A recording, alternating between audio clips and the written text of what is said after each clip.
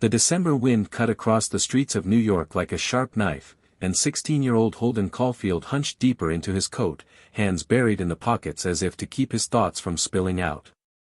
He'd just been expelled, again, this time from Pensy Prep, the kind of place his parents thought would straighten him out.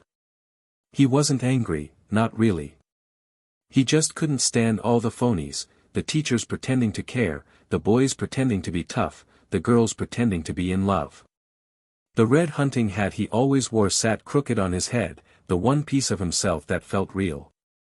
The hat wasn't for show, it was his armor, his rebellion, and his comfort all at once.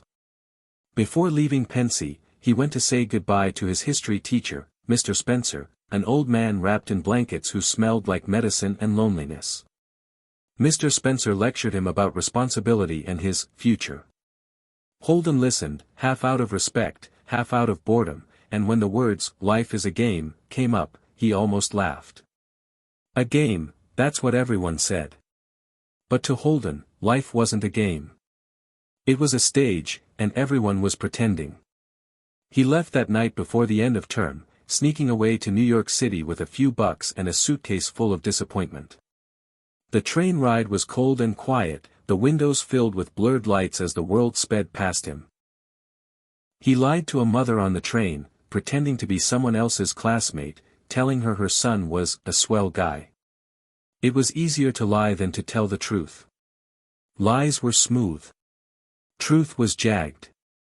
When he arrived in Manhattan, the city pulsed with noise, taxis honking, people rushing, snow falling through neon lights. Holden checked into a cheap hotel near Central Park, the kind of place that looked glamorous from far away but smelled like cigarettes up close. He didn't want to go home yet. Not to his parents, not to the explanations, not to the disappointment in his mother's eyes. He wandered the city, bars, nightclubs, diners, searching for something he couldn't name. Sometimes, he thought it was love. Other times, he thought it was peace. Mostly, he wanted to talk to someone who wasn't fake. He met a few girls in a nightclub, 3 tourists from Seattle who giggled too much and cared only about movie stars. He danced with them, laughed with them, and when they left, he felt emptier than before. He kept ordering drinks, though he was underage, and when the waiter refused, he just sat there, tapping his glass to the beat of his thoughts. Later that night, he called Sally Hayes, a girl he used to date, pretty, smart, but too polished for his liking. They planned to meet the next day. He couldn't sleep, so he walked through Central Park, watching the ducks on the frozen pond. Where did they go in winter? He wondered. Did they just fly away when things got too cold? Maybe he wanted to do the same. The next day, he met Sally at the theater. She looked beautiful, all smiles and lipstick, but Holden felt miles away. After the show, he suggested something wild, that they run away together, live in the woods, forget about the world. Sally laughed, thinking he was joking.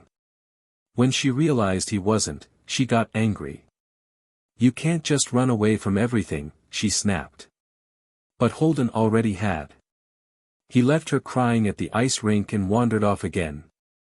The city grew darker, louder, and lonelier. He met an old friend, Carl Luce, for drinks, but Carl just talked about intellectual things, about psychology and women, as if real life were an experiment. Holden tried to make jokes, tried to keep the conversation alive, but Carl finally told him to grow up. That stung more than any insult. By nightfall, Holden was drunk and alone. He walked to the lagoon again, calling out softly to his little sister Phoebe, even though she wasn't there. He wanted to see her, the only person in the world he felt truly understood him. So he went home, sneaking quietly into their apartment while their parents slept.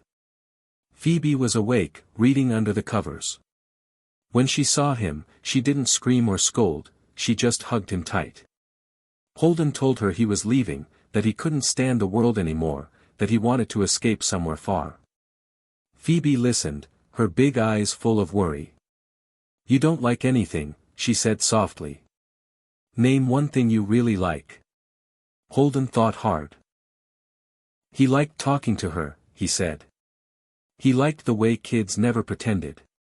And then, almost shyly, he told her about a dream he had, about standing in a big field of rye, near a cliff, watching little kids play. Whenever one of them got too close to the edge, he'd catch them before they fell. "I'd be the catcher in the rye," he said. "That's all I want to be." Phoebe didn't understand fully, but she smiled anyway. Holden slept on the couch that night, and when he woke up, his sister had packed her suitcase. She wanted to go with him. That broke his heart more than anything. He told her she couldn't come, but she cried, refusing to let go of his hand. To make it up to her, he took her to the Central Park carousel. It was cold and misty, but the music played sweetly as Phoebe climbed onto a horse. Holden sat on a bench, watching her go round and round, her red coat flashing through the falling snow. For the first time in days, he smiled, a real smile, not the fake kind he wore for the world. That he realized then that maybe you couldn't save everyone from falling, but you could try. Maybe that was enough. Maybe love, in its quiet way, was catching someone before they slipped too far. The rain started to fall, but Holden didn't move. He just sat there, watching Phoebe ride, feeling the world spin gently around him. The noise of the carousel drowned out his thoughts, and for a moment, everything felt right, the city, the cold, the laughter, the love. Later, when he told the story from a rest home months afterward, his voice softened whenever he mentioned her name. He said he missed people, even the phonies, in a strange way. He missed his teachers, his friends, the girls, even Sally. But most of all, he missed his sister riding that carousel in the rain. "I don't know what's going to happen next," he said quietly. "But don't ever tell anybody anything. If you do, you start missing everybody." And that's how Holden Caulfield, the boy who couldn't find his place in the world, learned that growing up isn't about pretending. It's about holding on to what's real, even if it's just a little girl on a wooden horse, spinning through the storm.